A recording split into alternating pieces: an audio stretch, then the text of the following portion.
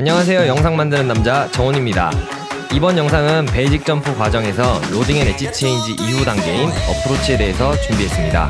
어프로치는 단어의 뜻 그대로 웨이크 또는 도약 지점까지 다가가는 과정을 뜻하는데요. 처음 베이직 점프로 연습하시게 되면 어프로치 과정에서 웨이크로 끌려가는 느낌을 무서워하거나 점프를 해야 된다는 생각으로 아무것도 신경 쓰지 못하고 정신없이 어프로치 과정을 지나가시는 분들이 대부분일 겁니다. 그러나 안정적인 베이직 점프를 위해서는 어프로치 과정에서 핸들킥, 시선, 진행 방향, 엣지 등 신경 써야 할 부분이 굉장히 많습니다. 어프로치를 어떻게 하느냐에 따라서 내 베이직 점프가 원웨이크가 될지 투웨이크가 될지 결정하게 되고, 팝업 단계에서 정확하고 일정한 타이밍을 맞출 수 있게 되고, 에어에서 안정적인 밸런스와 안정적인 랜딩이 가능해지기 때문입니다.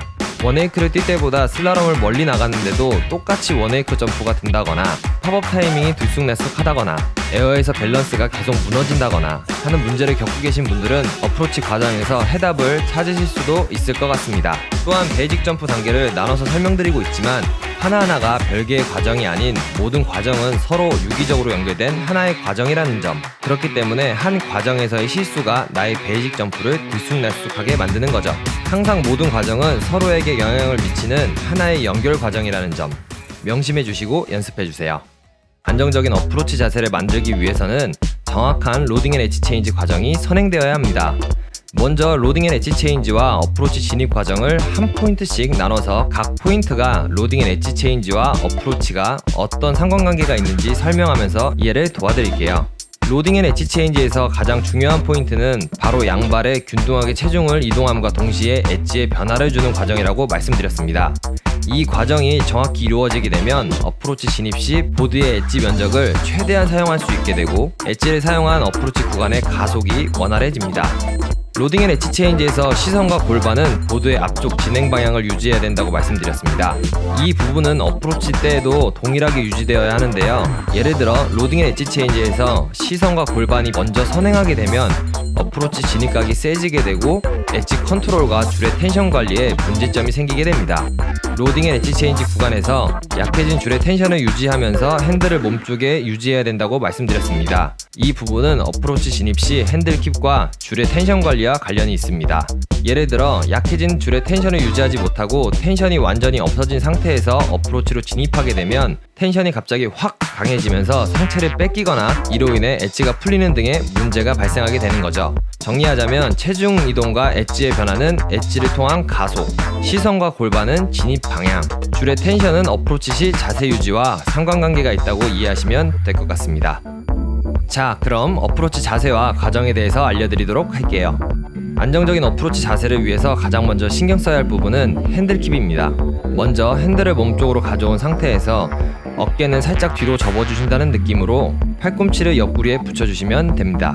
핸들킵은 팔로 잡아당기는 힘으로 핸들을 몸쪽에 유지하는 동작이 아닌 등 근육으로 핸들을 줄의 텐션에 뺏기지 않고 유지한다고 생각하시면 좋을 것 같습니다. 단, 뒤로 기대는 기울기를 통해 등으로 유지한다고 생각하시면 안됩니다. 그럼 여기서 궁금한 점이 생기시죠? 잘 타시는 분들을 보면 설명드린 대로 핸들킵을 하시는 분들도 있고, 상체가 구부러진 모습으로 팔꿈치가 몸과 멀어진 상태에서 어프로치 자세가 나오시는 분들도 있을 거예요. 두 자세 모두 핸들킵을 한 상태입니다.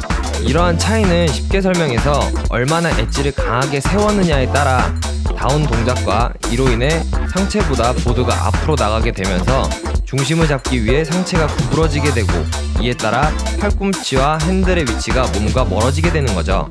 이렇듯 엣지에 따른 차이를 모르고 단순히 잘 타시는 분들의 영상을 보고 엣지의 변화 없이 상체만 구부리는 자세를 취하게 되면 팝업 시 줄의 텐션을 이기지 못하고 핸들을 놓치거나 베이직 점프가 제대로 되지 않는 거죠.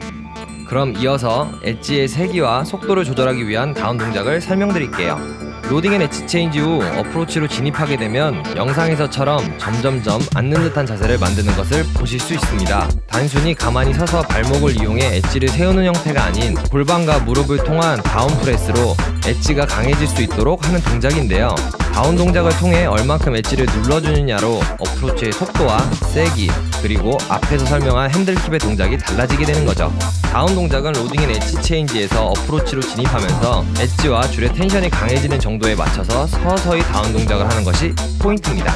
이제 막 베이직 점프를 연습하는 과정에서 어프로치 때 코치님들이 앉아 라고 말하는 걸 많이 보고 들으셨을 텐데요.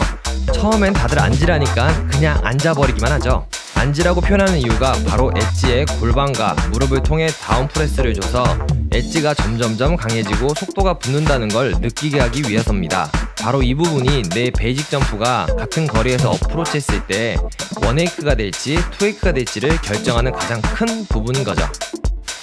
다음으로 진행 방향에 대해서 알려드릴게요. 어프로치를 시작하고 웨이크로 진행하는 방향은 라이더 기준 왼쪽 사선 방향, 대략 10시 정도 방향이라고 생각하시면 될 것 같은데요.